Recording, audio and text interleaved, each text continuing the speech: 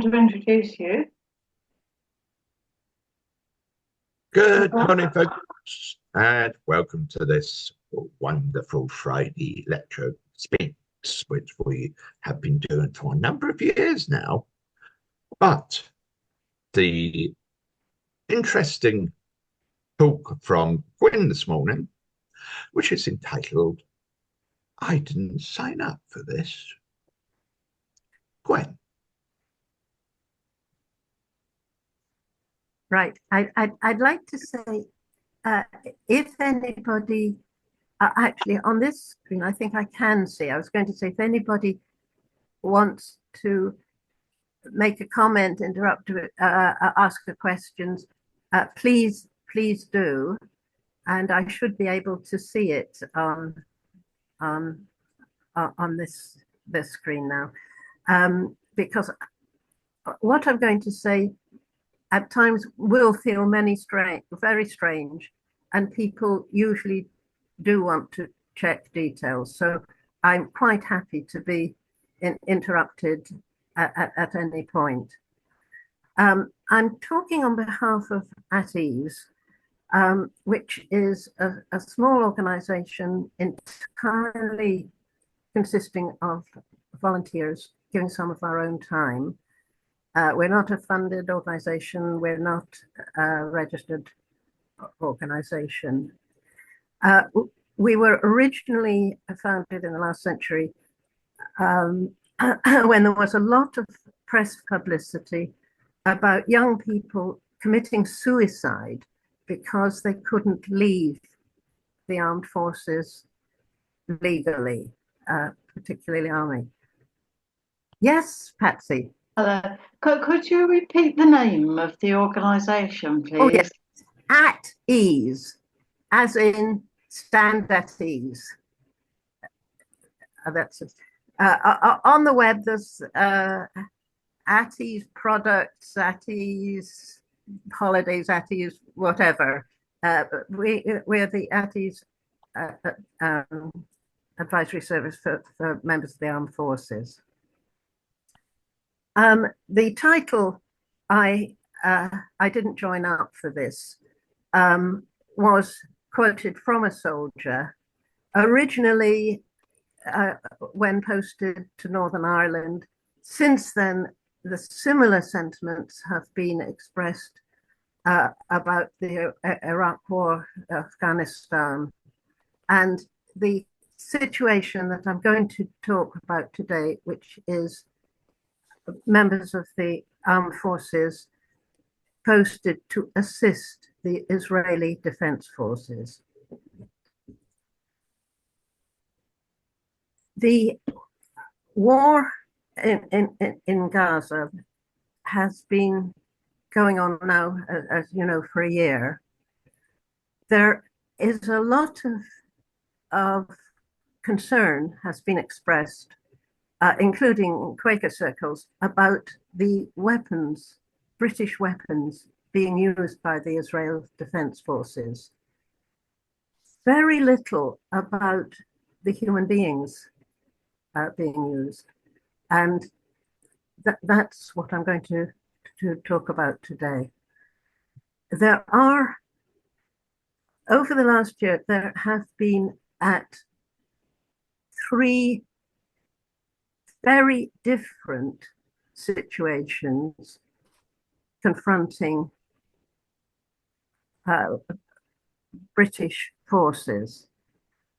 They are a different scenario, and they are a different moral or problem facing them.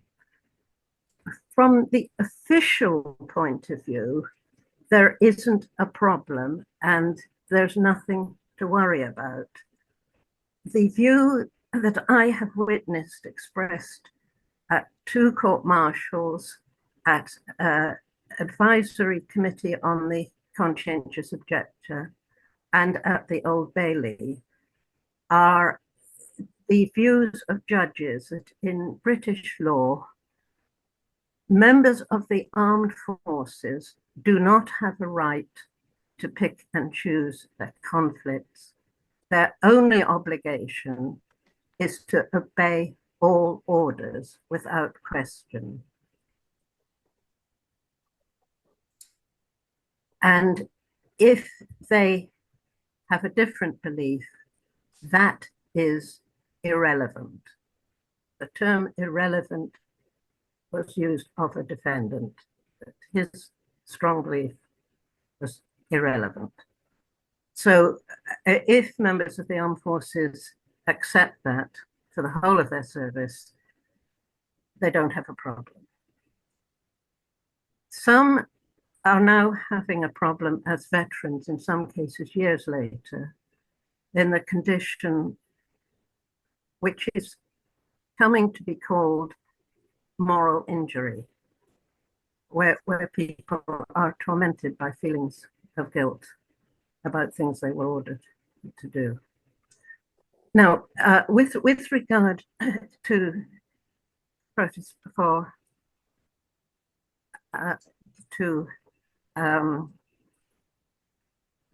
the Israel Defense Forces, the attacks on October the 7th, which were horrific attacks, seemed very important. Their nature was attack from the land. Gaza is a small strip of land, 25 miles by 6, and a very large wall with turrets along, guarded by soldiers, separated Gaza and Israel proper. What happened on October the 7th is that unexpectedly, the wall was actually broken and troops from Gaza entered, and they captured a large number of civilians and they killed others. At the same time, there were missiles fired from Gaza, from the land, to kibbutzim, collective farms, which killed very large number of casualties. Now, I know I'm telling you what I'm sure you all know, but I'm just pointing out the facts about the attacks came from the land. There was no attack from the sea. Gaza does not possess a navy. The attacks that are now coming from the sea are coming from other countries and occurred much later. So on October the 8th, when the Prime Minister of the United Kingdom went to Israel and promised Israel that the United Kingdom would support Israel's right to defend itself. That was the situation. Before I say what the troops were deployed to, need to point out what British troops pledged to defend Israel, to help Israel defend itself, have not done. No peacekeepers have been sent to separate the warring parties. There are no British troops along the land border or by the breach, what was the breach in the wall. Nor have British troops ever been asked to man the 3 entry points where aid has been obstructed.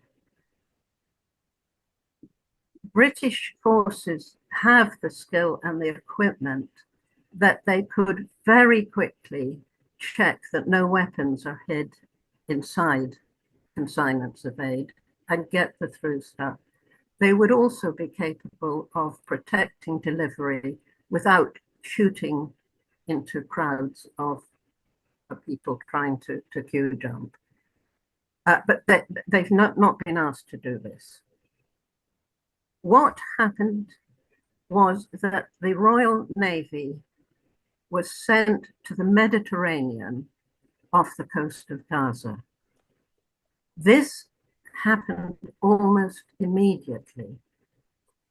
The sailors got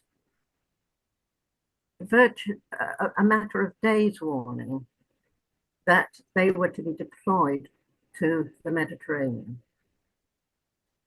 The Prime Minister of Israel announced a policy, in his words, that it was policy to prevent food, water, and fuel reaching Gaza.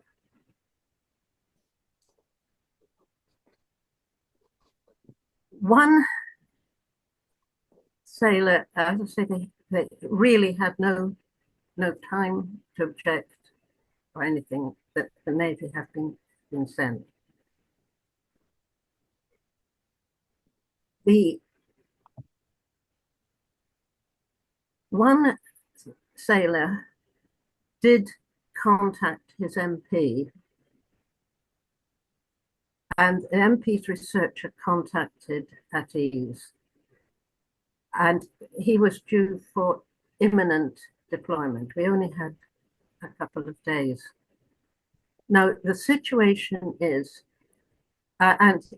he was raising what he called moral and religious objections to going to be part of, in effect, a blockade stopping food and water reaching civilians. If he had registered for discharge on conscientious grounds, that can take up to a year, going through all the different stages before it reaches outside border. Now, the rules, which are in the official document, which is actually a restricted document, but I have seen it, is that until the day he is discharged, the commanding officer has absolute right to send him on any deployment. Now, in the last century, we thought, well, this was a strange rule because it meant that a conscientious objector, whilst his objections being objected, could be sent into battle. But in reality, this never happened because no sensible commanding officer would want somebody sent with troops into battle saying we shouldn't be here, this is all wrong, etc. So they always gave non-combatant employment. Now, this couldn't be asked for by the Conchi. It was up to the commanding officer. But the commanding officer always said, I have decided I need someone in Portsmouth, and I'll have that man, you know. And these clients were found what were non-competent jobs until it was over. So it was only the guy torn off his uniform and wouldn't do anything, that was imprisoned. But in theory, they could. Now, with the wars in Iraq and Afghanistan, this changed because there were selected cases, both medics, which we think was deliberate, that they'd have less sort of public support, were ordered to train for the war to which they objected, were ordered to rifle battle training. And then when they refused, they could be imprisoned and dismissed. without being conscientious objectors, but as offenders for disobeying a lawful order. So this could happen. So the only chance for, as I say, this guy with an imminent cause was to contact the commanding officer and ask him to use his discretionary powers to find a posting anywhere.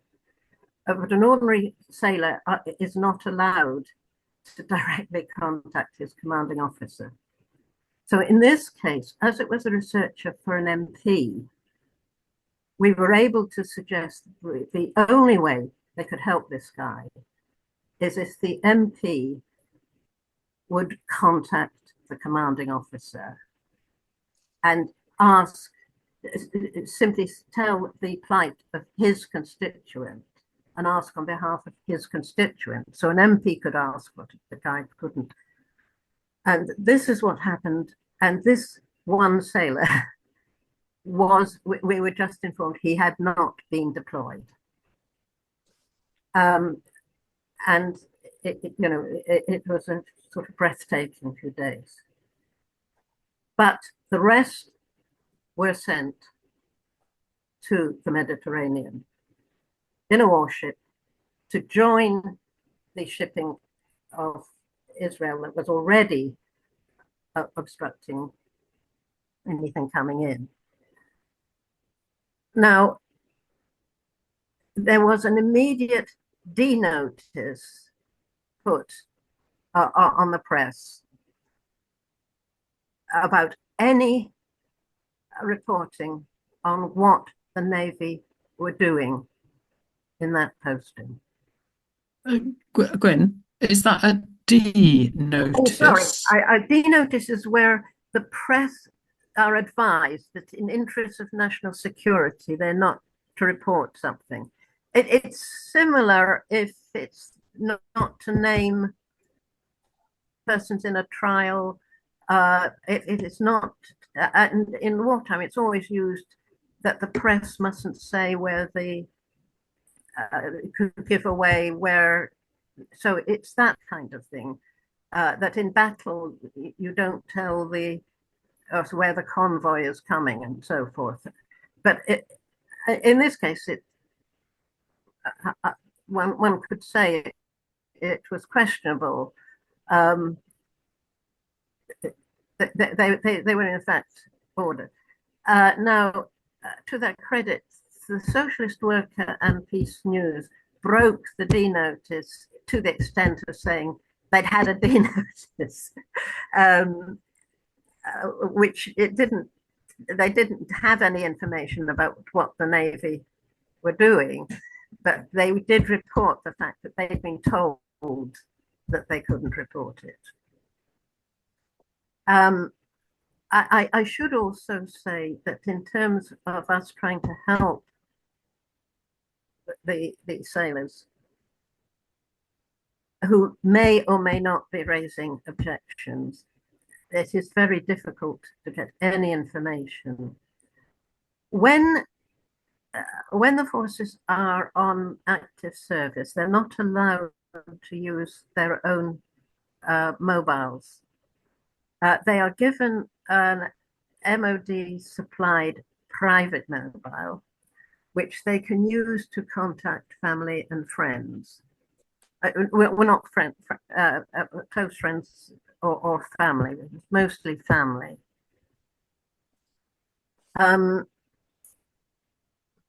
If they phone anywhere else, like I have had the experience of somebody phoning,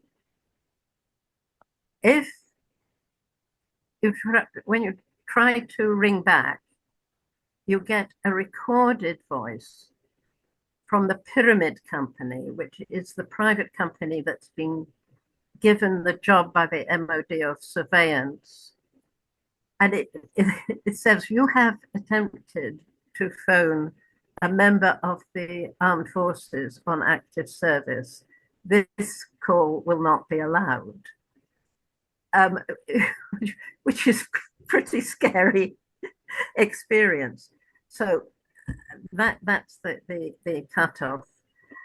So in the past, we've only been able to help if family or spouses contact us. So they're cut off. Now, if we don't know if any are refusing, but it is a possibility. In the Navy, in basic training, they're taught that the Royal Navy is an ethical organization. It's respected all over the world, always observes the international law of the sea, etc., etc. And it comes as a shock if they get a briefing that contradicts this. And as I say, this is at the time when the starvation policy was being imposed, and of course, horrific pictures were coming from medics and so forth, starving children. The recent policy of the MOD is to avoid court-martials, which come in public, for anybody who's actually witnessed an atrocity. But they can be disciplined by their own commander.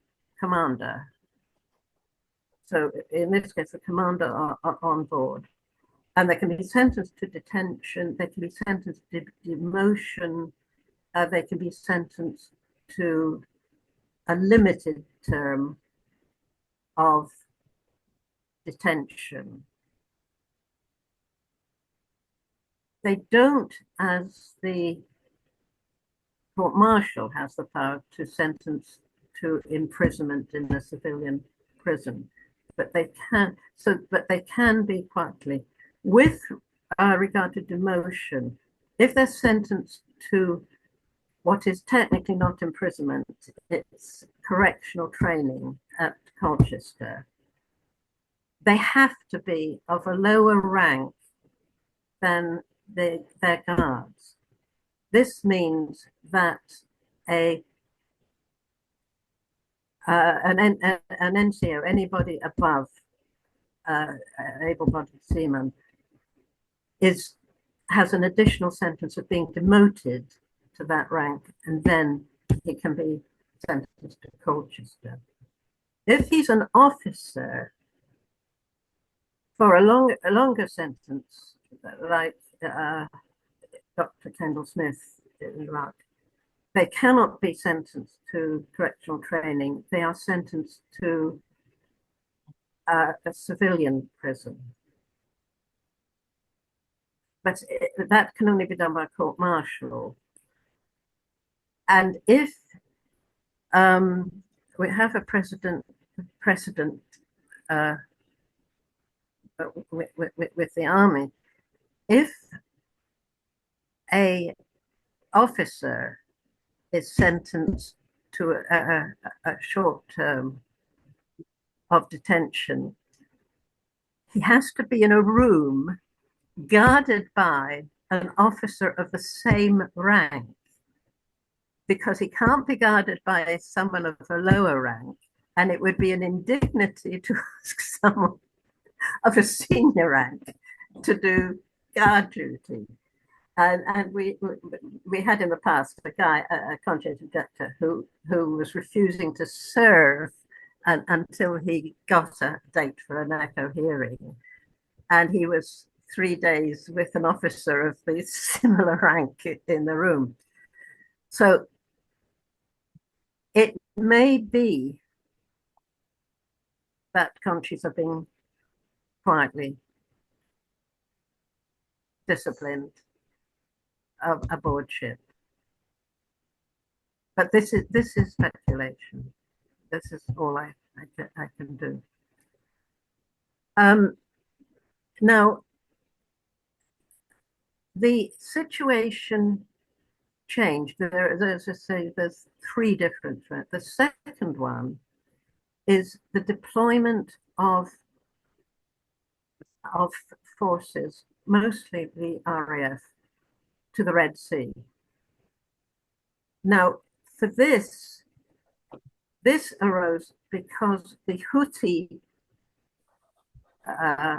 rebels in the Yemen and the Sudan, in solidarity with Gaza, in support of Gaza, have boarded and also attacked with missiles shipping going through the Red Sea that is en route for Israel. So they have been actually attacking, a military attack, killing people, shipping going to Israel.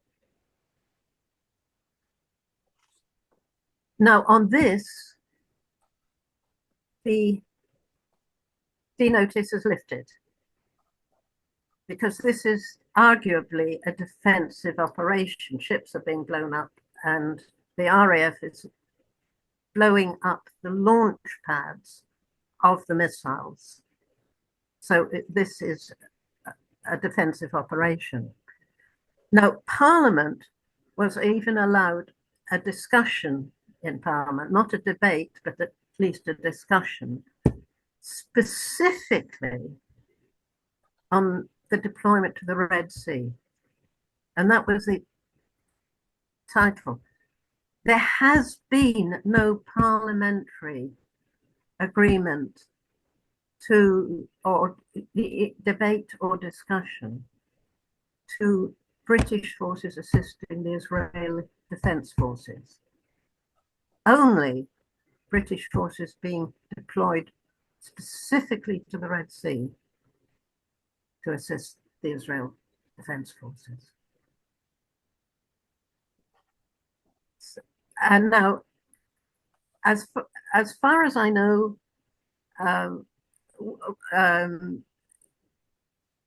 no member of the forces has raised a particular objection to that deployment. If they have, they haven't expressed it to our teams. And what they have been doing during that phase, as I say, they were content on bombing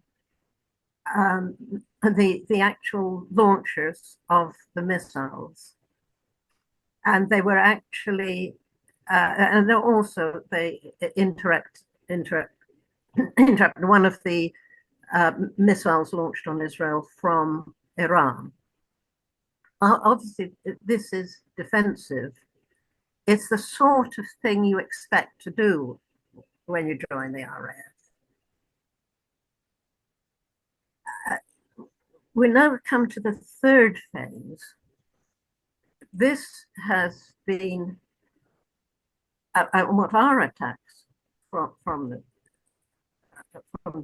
other countries. These are the attacks from Hezbollah and from Lebanon, but also from Yemen also. And these are exchanges of missiles and attacks between Israel and Hezbollah. Now, this is not from the point, and 500 more troops have been sent to Cyprus, which already has a British base, has had since the conflict between North and South Cyprus, and guards British strategic interests. But more troops have become that they are now engaged in what is more of a battle. This is exchange of fire, exchange of missiles, exchange of bombs between Hezbollah, not the government. Hezbollah are, and the Houthis are armed groups. There is a difference between Hamas, which is, of course, the elected government of Gaza, but these are exchange in another country. One difficulty has occurred. that there is confusion between what British troops are taught about rules of engagement, about what is and what is not a military target. The government of Israel has made it clear that they regard as military guarded people who are generals or war leaders or political leaders. Therefore, if a Hezbollah general lives in a block of flats, it is a legitimate target to bomb the block of flats. If Hezbollah leader frequents a particular market, then it's a legitimate target to bomb the market. If a leader lives in a village, it's a legitimate target to bomb the village. So what has happened in Lebanon, and aid agencies are very concerned, is the loss of civilian life. And the most recently, 4 Oxfam workers have actually been killed. Their collateral damage in the American term. Now, this puts British forces in a very difficult situation. Certainly, in both the Iraq War and the Afghanistan War, they felt some felt, I'm not saying all, as I say, some are quite happy to accept the doctrine, you do what you're told, you don't ask questions. But some were worried about being, as it were, the servants of 2 masters. In Afghanistan, for instance, they first had briefings from their British commanders to respect the civilian population, to understand certain basic things about the religion, how to greet a civilian, not go into a house with your boots on unless you have to for a military reason, and they weren't attacking the people of the country, they were attacking ISIS. And then after that, they got their briefing from their American commanders who were in supreme control. That was a very, very different attitude, particularly to Afghans, whom they were to regard as a people to be defeated, because they were regarded as somehow responsible for 9/11. You know, but what's the right or wrong about those briefings? They were very different. We have now placed British troops in a situation, yes, unlike at the beginning, the Navy weren't sent on anything, and they're still there, so it's not past tense. The Navy were not sent to defend anybody, because they weren't sent to defend. They were sent, if anything, to impose what could be regarded as genocide. In the Red Sea, they were involved in a defensive operation. And now in this thing, one way of looking at it, certainly this is more like a war situation. You have 2 sides attacking each other, but you have different concepts about what is legitimate in war. And you have very different definitions of what is and is not a military target. And the country of Lebanon is not at war as a country with anyone, but it is suffering terrible casualties. The country of Yemen is not at war with anyone. That's it. And Sudan is engaged in a terrible internal war anywhere. And if people are being bombed from outside, they probably don't even notice the difference, you know. So we have 3 countries where people are suffering, which are poor countries which don't have the medical, the rehabilitation structure. And our troops are involved. And that's roughly the situation. If I'm returning to the first thing, now as at ease, we are not a political campaign. Members of that ease can be of, I mean, we are concerned with the human rights of members of the forces. And at ease councillor, but from the start, and it was founded by a group of pacifists, we've never denied that. Although our attackers have, one prosecutor once said, it's like a marriage guidance council run by people who don't believe in marriage.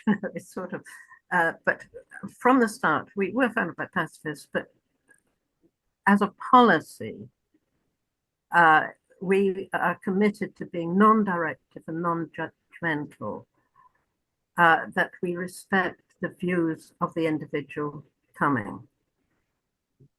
In practice, that is quite hard,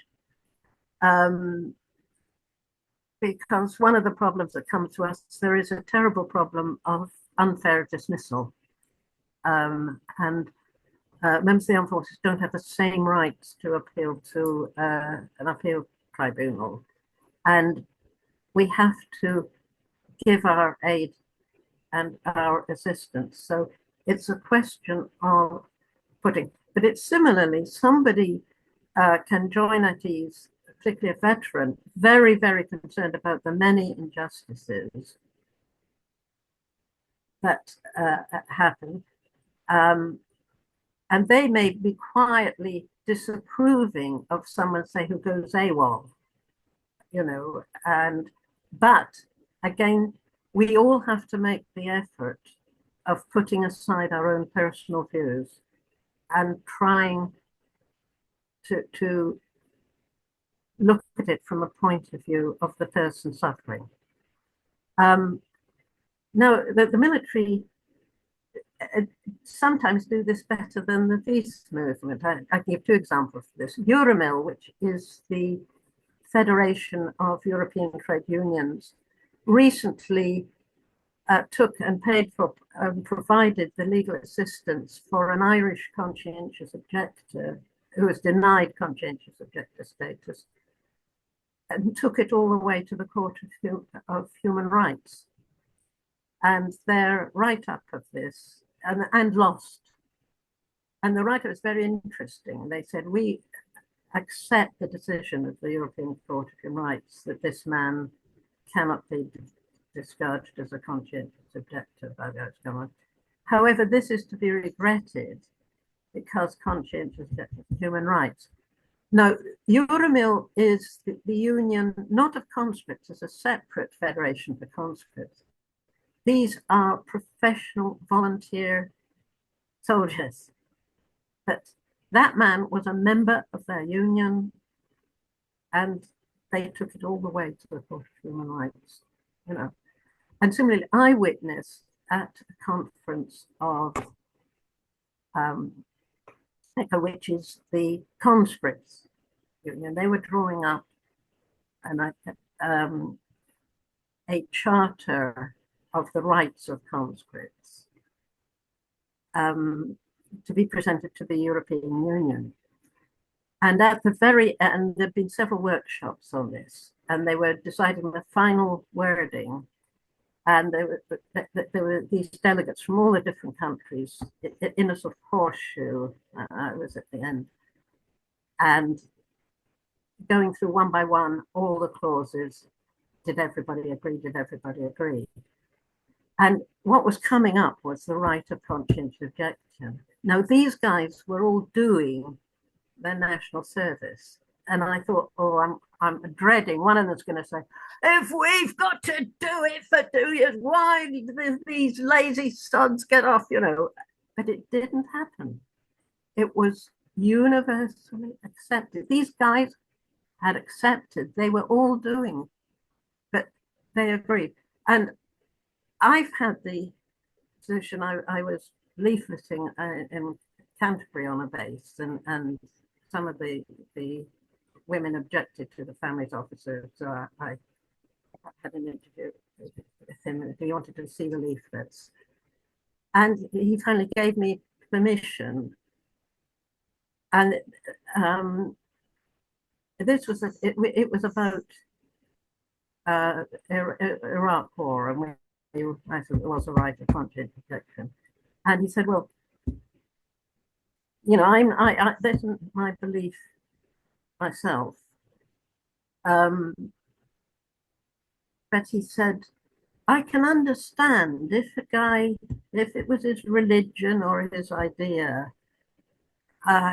he shouldn't be forced to do it. I can understand why other people, mind me, I'd rather be in Iraq than given this job here. I feel I should be there, but I can understand that. But so, okay, so he gave me permission, provided, it was at the time some soldiers had been taken captive, and their wives had sort of yellow ribbons outside denoting that. He said, look, please don't give these leaflets any of the places the yellow ribbon. And if anybody comes out to object, I want you to just stop. If you'll promise me that, you can give out these leaflets on the base. Now, that is very different. I mean, as I say, there is at the top and I can give examples. At the very top there is an attitude that's hardening. Objection is being crushed and very cruelly. But amongst the rank and file, the ordinary soldiers in Europe and this country are sometimes more tolerant than us. I can remember being at a service for France, you know, the 9th of August, the Austrian who was finally beheaded after years of prison because he refused to take an oath to serve Hitler and said it was against Christianity, his beliefs as a Christian. Now, I was at the service and I heard the folk in front of me say, actually, he wasn't a real conscientious objector. He only objected to fighting for Hitler. He had joined up. He might have fought in a different sort of war. So he's not a real conscientious objector. You know, this guy who was in prison for torture and finally beheaded, but you know, we don't, not good enough. And others, and the people who shout desert to soldiers going past, you know, again, have never been in their situation, you know, of joining up at the age of 16, of being unable to leave full-time service till you're 22, of being in the reserves until you're 28. I mean, these guys probably changed their minds between the ages of 16 and 28, but that's it. And of course, we face this problem from both sides. Some pro-militarists regard us as a nasty, subversive organization trying to foment disaffection. But from the left, you know, you're trying to help professional killers. You're, you know, these guys knows what they ought to do. If they don't like it, they could just refuse to serve and take the consequences. You know, I think I'm appealing for tolerance. On the question of the Navy, a very small thing, At Ease has got a leaflet which we are which we distribute outside recruiting offices, which has only two things in it. One is saying members of the Royal Navy are assisting the armed force, the Israel Defense Forces.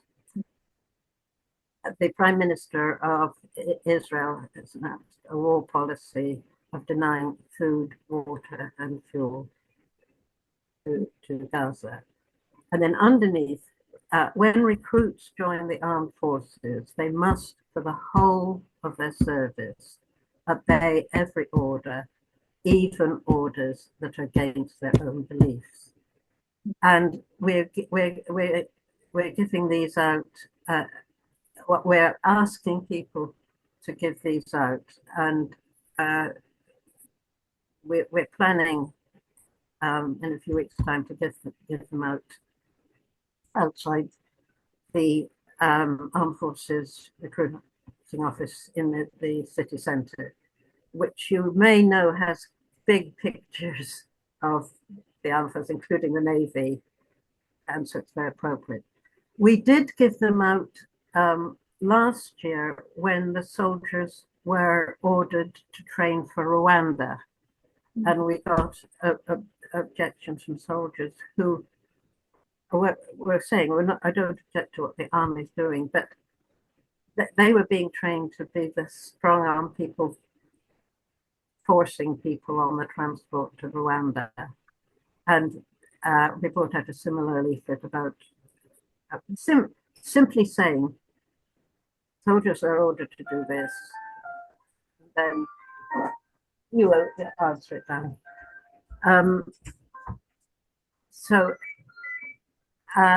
And I think I just then was saying the other thing is we like a lot of organizations founded in the last century. We have suffered a decline in getting volunteers for all the difficulty. When we were founded, a lot of us were young professionals, but we had full-time jobs, but we had a few hours to spare because in those days we weren't up to our ears in debt paying off our student loans. Nowadays, I think young graduates, if they've got a few hours, they're working for Costa. And as I think we all know of groups. The other thing we've suffered is that people have died and not been active list have died, not been replaced. We're very, very short of volunteers, both to help in the direct work with guns. We want people in all areas who are willing to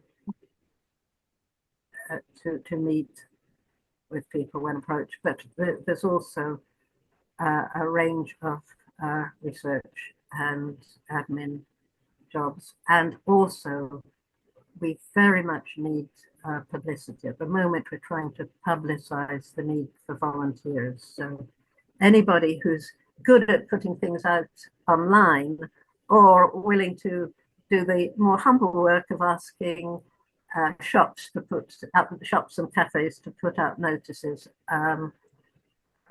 we need help.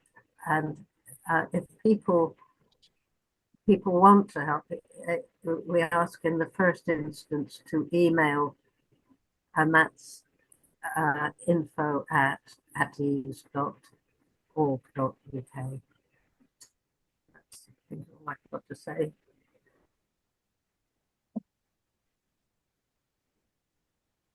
No, thank you, Gwyn. That was I think I can safely say, an illuminating Yeah. But something I thought I knew a lot about it, and obviously I didn't. So thank you very much for that.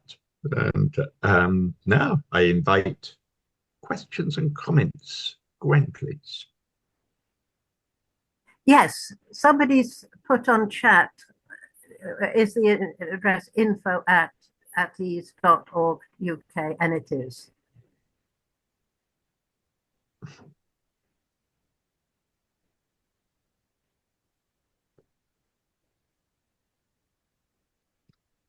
A question which I remember reading about, and you may not be able to answer this, but it's the fact that on October the 7th, when this last year thing happened, but the Israel government have always said that their secret service, Shin Bet, is the best in the world. Yet they didn't hear anything about it. I think that was, yes, the Secret Service, and the breach in the wall, I think, was meant to be symbolic because the Secret Service didn't know about it. And the wall was, if you like, the symbol of the power of Israel. You may have seen pictures of it. Banksy drew pictures of it. But it's this enormous great wall, and it has turrets with soldiers keeping watch along. It's very much like the Second World War in a way. Now, part of the surveillance is the ordinary bloke with his turrets didn't see a dirty great tank coming in and smashing that wall. And as you know, I mean, at the moment, they evacuate their own people from the north at the slightest hint. There was a party going on the other side of that bit of the wall. They were celebrating at the end of a religious festival. That's why there were children and old people. They were celebrating and dancing. And it is an almost, this country that has this surveillance, that has agents all over the world, that has agents inside Gaza. It had people on turret. And it was the most, I don't think, I mean, I think the internal inquiries in Israel are still going on, but it was, and of course it's never been repeated. I mean, people talk about Israel's need to defend itself as though every day they were breaking through. Well, they achieved it on one occasion. It was an achievement of a lifetime. They've been sending missiles since then, occasionally, but they're on a pot shot. I don't think anybody knows how they managed it. It may have been that security was so tight in a way that they thought they were impregnable. And the security was concentrating, could there be an attack from Iran and so forth? And a wall with people on it would surely contain forever poor little Gaza. But that they were just over, that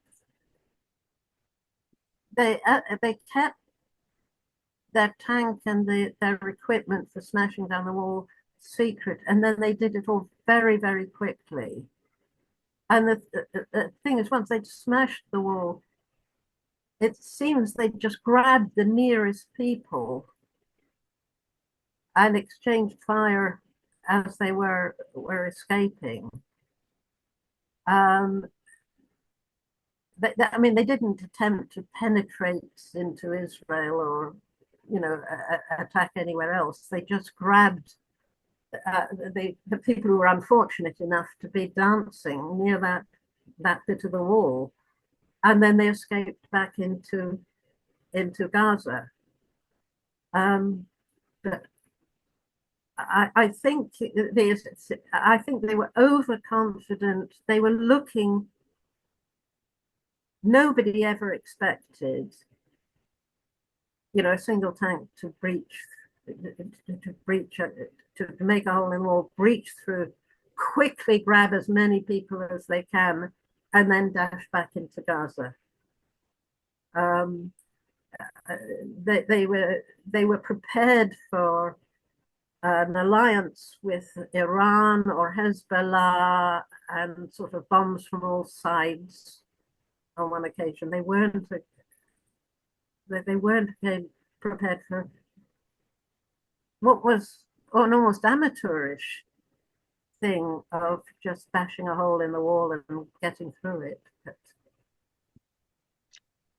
I think that's the only answer, that the mighty security system of Israel was aimed at far more sophisticated, advanced attacks than this handful. I mean, otherwise it was no more than the Palestinian children throwing stones at the tanks, Right. Any other comments, folks? Questions? But again, I should hasten to say that is not an opinion of Atees has no position on that. That was my personal speculation as an individual. Yeah, I think we all accept that as a statement. I'm very grateful for you explaining the situation for members of the forces, and it's absolutely shocking, sickening actually, and sickening to think that our taxes do fund war. I only once participated in withdrawing my taxes because of my strong feelings about them going towards war, and I didn't continue the exercise, unfortunately. But I think that would have been entering into quite some complexity to stop paying taxes for that reason, though I know there is support for it. But it's just very saddening and disgusting as well to think about the terrific pressure on people. Yeah, enough. Thank you for the talk. Agreed.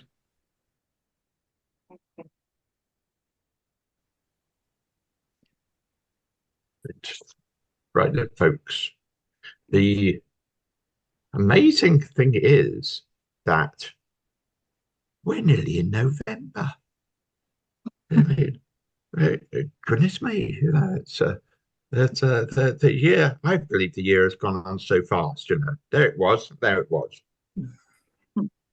But I will now give you the November 1st talk, which titled, which is something rather different. And it's called Poles Apart: Some Incredible Journeys in World War II by Andrew Brokanowski. Sorry, who?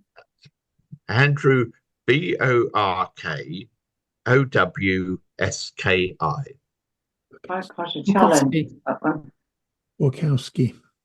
Borkowski. Thank you, David. And as I say, very different than today's. Yeah. And thank you, Gwyn. Thank you very much indeed. Thank you. Thank you for giving the opportunity. Right.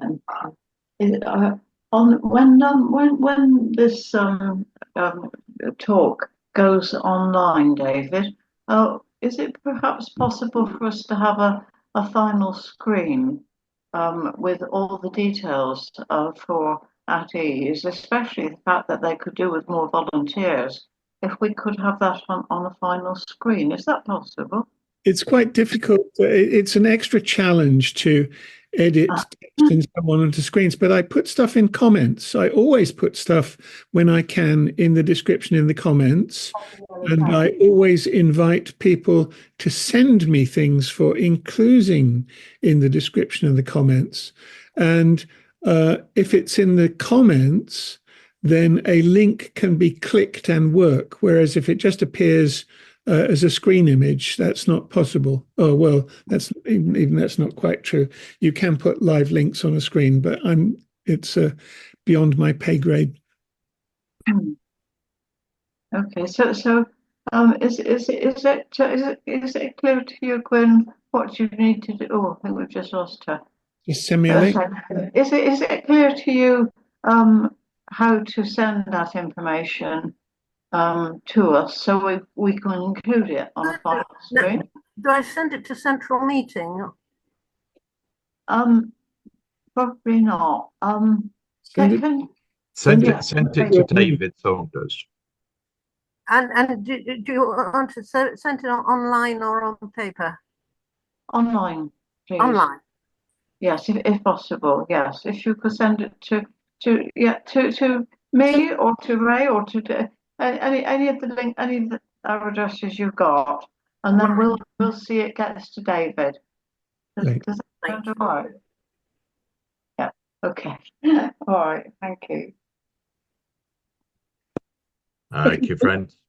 And as they used to say in the Two Ronnies, and it's good night from him. Bye.